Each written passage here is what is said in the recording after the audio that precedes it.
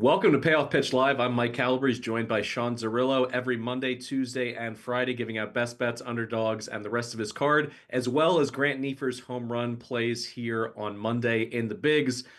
But Sean, it's time. We got to talk about the Colorado Rockies. This nosedive is taking on historic proportions. They're 7 and 33 on the season, and I won't put you on the hot seat and make you play, de facto general manager trying to fix this, because who could fix this at this point? They're 24th in payroll, they're 18th in terms of their farm system, and even their best asset that they potentially could sell off in terms of WAR is Kyle Freeland, and he's 0-5 on the season with an ERA of 6.41. And even when you look over the horizon, this isn't the NBA, this isn't the NFL. Getting a top pick in the draft doesn't help immediately. I've seen some mock drafts, proposing that they're going to take Florida State's Jamie Arnold. And as someone who covers the college diamond, that lefty can get roughed up. And seeing him at Coors Field, I think that could be a rough way to start his career. So no easy answers for them. But this is a betting show. You're a betting expert. So let's get into the weeds a little bit with how to play the Rockies moving forward. I know that we don't give out a lot of run lines on this show, and the math can be difficult when it comes to Rockies games. Like tonight, the Rangers are minus 300 against them, so it can be difficult to play teams as a favorite against them. You have to win at such a high clip just to break even. But when you look at the run line against the Rockies this year, opponents are 27 and 12. So in terms of your modeling, is it time to just start blindly putting faith in teams to boat race the Rockies on a nightly basis? No, I mean, once a trend is out there and it's that well known that, something is trended so aggressively over or under, a team is aggressively covering the run line and everybody starts talking about it, books over adjust against it in that direction. The Rockies probably should have been plus 200 at home yesterday. They got all the way up to plus 275 against the Padres. They're just adding extra tax onto the line against the Rockies on a daily basis. Now, I'm actually fine with where the money line is today. I made it about minus 230, right in between, where the Rangers and the Rockies are listed currently. I think the best available price on the Rockies is about plus 235. So I'm generally in line with the market yesterday or today. Yesterday, I showed a big edge on Colorado. They've just been so bad, it's kind of impossible to click the trigger, or you pull the trigger, click the button on any sportsbook at this point. Got there to a similar place with the White Sox last season. So worst teams in the league, best teams in the league are going to outperform or underperform expectations, even relative to the best models. And I kind of try to circle the worst teams on an annual basis and generally avoid them unless I see a particularly advantageous spot. Didn't seem like one yesterday with the Rockies after getting blown out 21-0. Maybe it should have been the ultimate contrarian spot in hindsight. But generally, I do think they are being taxed against. You're paying an extra tax to bet against the Rockies at this point in time. But do you have an angle to bet them today? To paraphrase Big Daddy, we're going to continue to talk about the goddamn Rockies.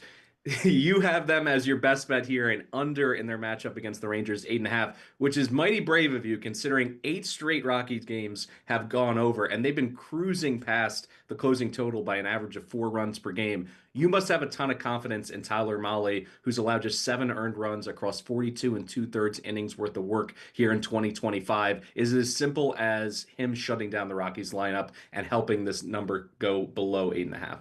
Well, the Rangers have been the best under team in baseball this season. As I said, generally that is going to regress. Hopefully it does not today, but I do think a large part of it is the fact that they keep closing the roof at home. They barely opened the roof this year. Tonight seems like a possibility. If they're ever going to open the roof, tonight is the night to do so. It looks like perfect baseball weather in Arlington today, about 72, 74 degrees, no rain in the forecast. So maybe they do open it up tonight.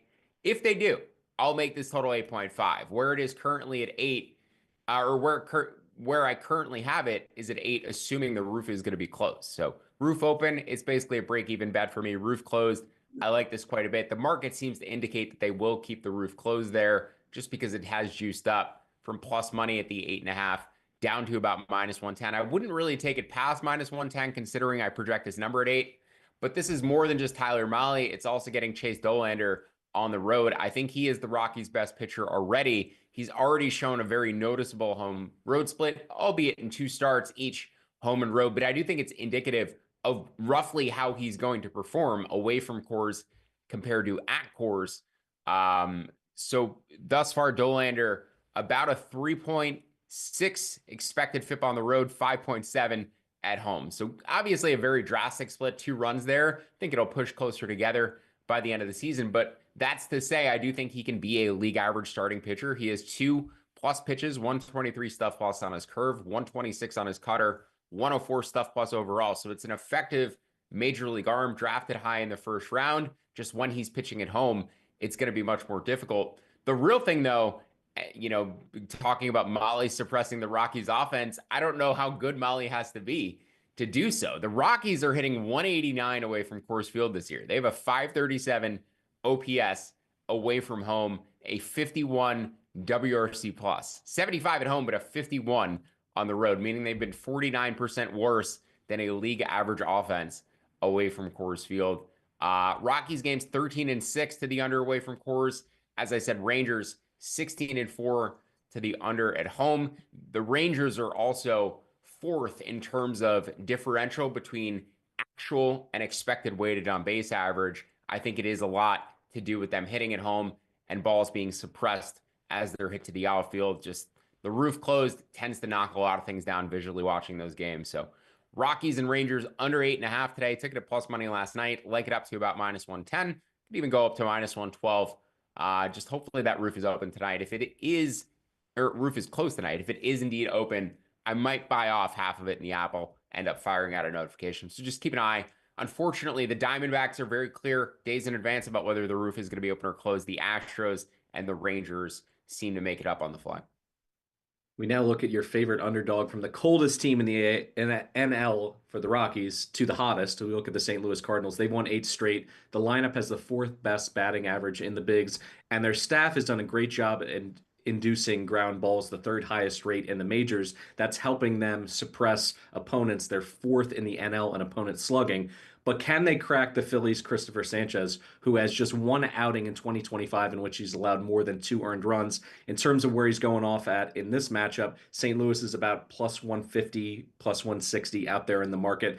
Give me your range that you are targeting St. Louis here against the Phillies team.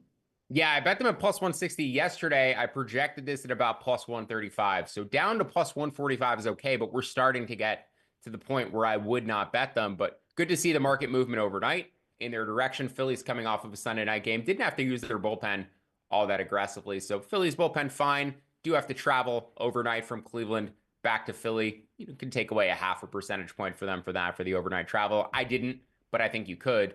Now the numbers between Christopher Sanchez and Matthew Liberatore this year are eerily similar. I mean, they're within hundreds of points, like 0.06 of a point in batting average, OPS allowed across the board. Their expected FIP, expected ERA is virtually identical. They're both around a 3 expected ERA, both around a 3 expected FIP. Strikeout minus walk rate within a percentage point. Sanchez has a much tighter arsenal. He throws 3+ pitches. He has that very high ground ball rate.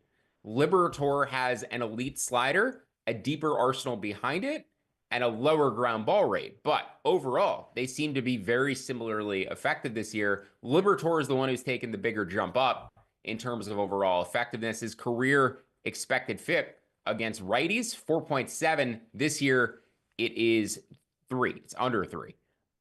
He's just changed his approach overall, but especially to right-handed hitters this year. He's throwing his changeup double what it did last year, and last year he kind of introduced it. So he's gone basically from 0% on the changeup to 17% in a 2-year stretch. He's throwing that changeup a ton for strikes, getting way better results with it, and as a result, it's setting up his entire arsenal better, but he's also modifying his pitch sequencing a bit. He's throwing his slider more aggressively in 2-strike counts. This is one pitch that grays out as a plus offering. So you're seeing Matthew Liberatore fully optimized this year. It's a guy with a first-round pedigree. Seemed like he may never get there. It's finally paying off, and maybe the Cardinals, a few years down the line, are going to be proclaimed the winners of the Randy Arozarena trade. Maybe not, but it's not as dire as it once looked in terms of that being a one-sided deal. Now, the thing that really stood out to me in this matchup, but particularly for the Cardinals this season, and why I think they're playing so well, is the defensive metrics.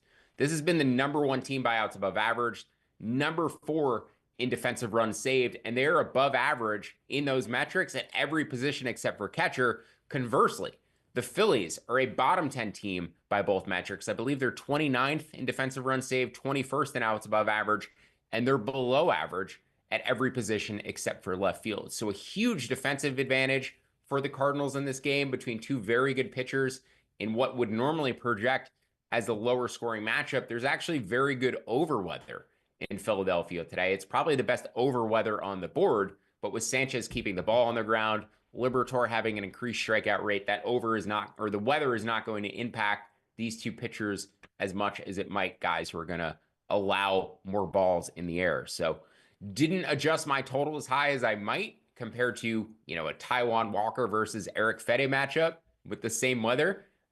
So I'm borderline on the over. I want to wait for umpires here. There's two other games where I'm waiting for umpires in terms of the total. This is one of them. So may lean over in this matchup, but Cardinals down to plus 145. My favorite bet on the board today. I didn't want to put the best underdog in the best bet section, but I think this is actually my favorite play that I made today. If you're tuning in for Grant Neiffer's home run parlay, hold tight. That's coming up in the next segment. We're going to go through the rest of Sean's card rapid fire here. Let's start with the fact that you want to take the bullpens out of the equation by backing Milwaukee in the first 5 innings against the Guardians in Cleveland. Any concerns with Peralta's groin injury? Because otherwise, he's absolutely been one of the best pitchers in the NL and has been clearly the ace of the staff in the Cream City. Yeah, definitely slightly concerned about the groin injury. They pushed him back. He left his start. Well, didn't leave his start last Sunday with the groin injury, but he complained of groin soreness after. Threw a bullpen last Friday, seemed fine. He should have pitched on Friday. They just held him out an extra couple of days, and he's going to start today instead. So Peralta's been great this year, though he has been a little bit lucky under the hood. 240 batting average on balls in play, 90% strain rate, career marks of 75%. And about 268. He's a BABIP suppression guy, so it's not like extreme at 240 because he's generally at 270 for his career.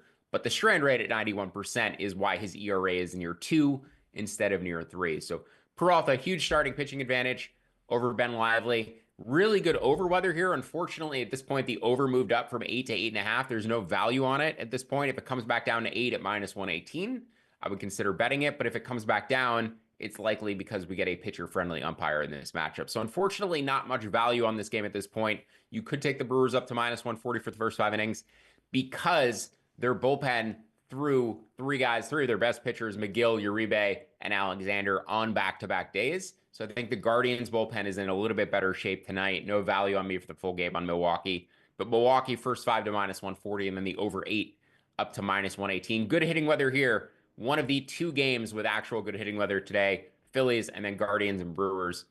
75 degrees at first pitch, 8-mile-an-hour winds blowing out in Cleveland today. So slight boost to the offensive environment compared to a normal day.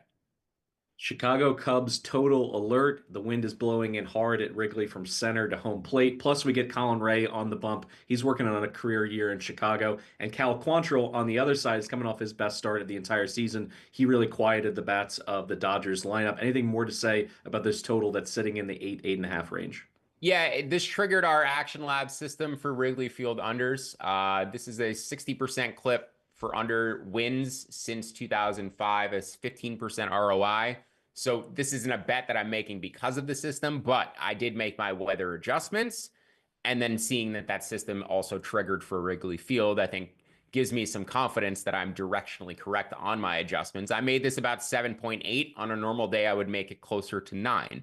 So the under 8 down to minus 105 is a bet for me here. And just anecdotally, in these types of games with the wind in, I kind of want to have more pitch to contact guys like a Cal Quantrill than a guy who's going to walk the ballpark, like a Randy Vasquez, who I've brought up multiple times at Wrigley Field because in the past 2 years, he's walked the bases loaded and started walking in runners in good pitching weather at Wrigley Field. But just thinking back to like the Kyle Hendricks types, pitching in this type of weather, that is what I want because the ball gets hit in play, put in the air, but then the wind knocks it down and it goes to an outfielder, and less concerned than you would be with the wind blowing out with a pitcher like Cal Quantrill going for the Marlins. So yeah, under 8 down to minus 105 for a Wrigley Field under. Just not an actual system play for me, but essentially it is with the wind in like this.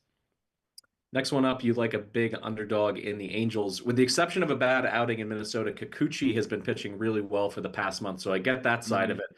But it's hard to envision the Angels manufacturing that many runs against Michael King. For starters, they have a worse batting average than the Colorado Rockies. They don't steal bags, so they're not going to get that many players on base. And when they do, in terms of those hits to bring those guys in, I just can't see it. But the silver lining is clear with the Angels. They're second in the AL with 53 bombs on the season. So do you think there's an opportunity to take King over the outfield fence?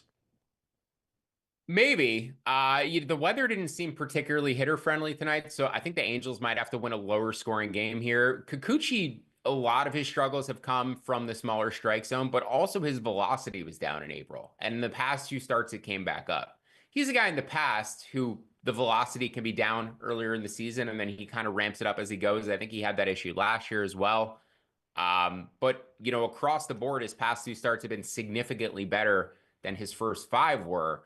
The zone rate, the first pitch strike rate, swinging strike rate, velocity, all trending in the right direction and closer to where they were last year as compared to his first five starts. I think there was an adjustment period for him with the new zone, but also I think he's just throwing harder as his arm gets looser into the season. The one thing that kind of stood out here that does give the Angels, I think, a chance is the splits. They do project better against righties than they do against lefties. In fact, they have been as bad against lefties as the Rockies have been away from Coors Field. The Angels have a 51 WRC plus against lefties. As I said, the Rockies have a 51 WRC plus away from Coors. So the Angels have been miserable against left-handed pitching, which is kind of surprising. They don't seem to have a particularly left-handed heavy lineup. They've just been bad in the sample they've had. But a 90 WRC plus against righties, 51 against lefties. So at least they're in their better split. The Padres are pretty left-handed heavy. And the Padres do have a righty-lefty split. 120 WRC plus against righties, 97 against lefties. So they go from 5th to 14th righty versus lefty. And I think there is something in that beyond just noise, given the construct of their lineup with all of the potential left-handed sticks in it. I made the Angels plus 160. I bet it at plus 185, thinking there was a chance it might go up closer to plus 200, which it has, just because the Padres have been very popular. People are riding them. And I think as a result, because of how well they've played against a lot of bad teams, they've had a pretty soft schedule to start the year. I think the Padres have become just a touch overvalued in the betting market. So I made this line about plus 160. I think Kikuchi being on the mound does give the Angels a chance. Can bet this down to about plus 173. But at this point, I would actually probably wait for plus 200. Now that it's in that plus 195 range, just wait a little bit longer. It'll probably touch plus 200, and then it'll come back down. We're going to close out your card for Monday with the Royals essentially at even money. They finally cooled off against the Red Sox. Their lineup produced just 4 runs in the 3-game series. Now they face the Astros and their big arm Ryan Gusto, who's been thrust into the rotation due to injuries in that rotation top to bottom. He's come out of the pen at times this year. Do you prefer him as a bullpen arm, and do you think he's susceptible, somebody that they can get on early in this game with him getting the ball to start? I actually bet Gusto a bunch earlier in the season. I paid for him in an NFBC league right before he was pulled out of the Rangers rotation when Lance McCullers came back. McCullers got absolutely destroyed the other day by the Reds. We'll see how long he sticks around, but I was surprised to show value against Gusto. It is because my model, or the people who do my lineups, do not project Jose Altuve in today. Altuve sustained a hamstring injury over the weekend. On Saturday, left Saturday's game.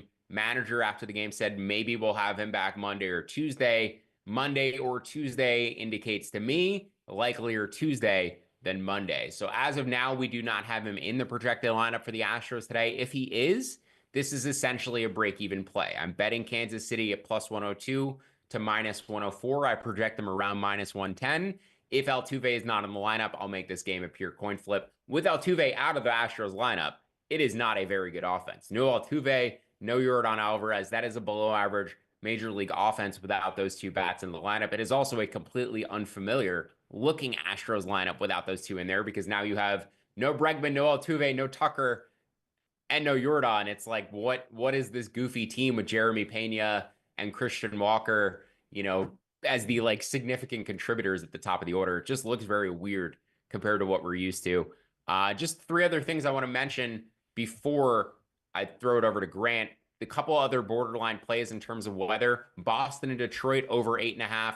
Mets under 7. Paul Skenes starting against David Peterson in Queens today. Waiting on umpires on both of those, in addition to the Cardinals and Phillies over. And then lastly, if you're in a survivor pool this week, Cubs, easiest click of all time. 3 at home against the Marlins. 3 at home against the White Sox. Never had an easier time picking a survivor team than I have for this week. Lucky to still be alive in my pool on May 12th. But if you are still alive, Cubs this week, don't even overthink it. All right, as you mentioned, it's time for Grant Neiffer to swing for the fences. Take it away, my man.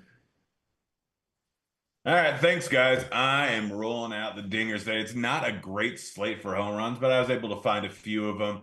If you use the 30% profit boost over on FanDuel, you get about 210, 213 to 1 odds on this three-leg parlay. Let's get right into it. First off, we're rolling with Devers. You can get this at plus 400 over at FanDuel, but the boost comes out to plus 445. Gets a matchup versus Job or Jube. I can never remember how to say it, but this guy who don't have a huge sample size of him in the majors, but he grades out as a slightly above average matchup for power. Devers is due for some positive home run regression. We've seen it over the last month. Horrific start to the season, been hammering the ball recently, but we look at the barrel numbers, the hard contact numbers, the fly ball numbers, all of them career best so far this year. He has actually been hitting the ball better than he has at any point in his career, and just the balls haven't been leaving the park. He's had multiple ones go right near the fence, right off the top of the fence. So the home run should be coming even more than they have recently. Decent spot. Wind's blowing in, but shouldn't be too much considering the weather is sitting around high 70s today. So I really like him. Next up, Salvador Perez. We're getting him at about plus 400, plus 425, plus 450, depending on where you find him at. I got him at plus 500 earlier in the day, but he's in a decent spot versus Gusto. Gusto is not a great matchup for home runs, but he's not a bad one. Grades out as slightly above average. So far this season, 50% fly ball rate, not a huge sample size, but he has allowed 0 home runs so far to righties. I don't think that's going to continue. 50% fly ball rate, going to have some balls leave the yard. Perez, not huge amount of home runs this season, sitting at 2, but the barrel rate has been great so far this season. He's due for some positive regression. Houston, a little bit better ballpark than KC. I really like him in this spot. And then lastly, J-Rod, Julio Rodriguez, gets a matchup versus Schmidt. Schmidt is a slightly above average to average matchup for home runs. This ballpark isn't great, but I'm playing the odds here. J-Rod plus 500 seems a little bit too high here. We know his bat speed. We know his potential. Home runs haven't been huge so far this season for him, but I think they're coming. And I just really like the number here at plus 500. So parlay all of them together, 213 to 1 with that FanDuel profit boost. You got a big old home run lotto today. That'll do it for today's episode of Payoff Pitch. Thanks for tuning in. And if you'd like to tail some of the bets you heard from Sean or Grant, look in today's episode's description to find those quick slip links. Don't forget to download the free award-winning Action Network app and leave us a 5-star review wherever you listen to the pod. And if you're watching on YouTube, make sure to give us a like on the video and subscribe if you haven't done so yet. Also, check out the Action Network's Discord. You can subscribe there in the link in the episode description as well. We'll be back tomorrow for more best bets in the bigs. For Sean Zerillo and Grant Neiffer, I'm Mike Calabrese. Thanks for listening to Payoff Pitch Live, Action Network's Major League Baseball betting podcast. And of course, best of luck with all your bets.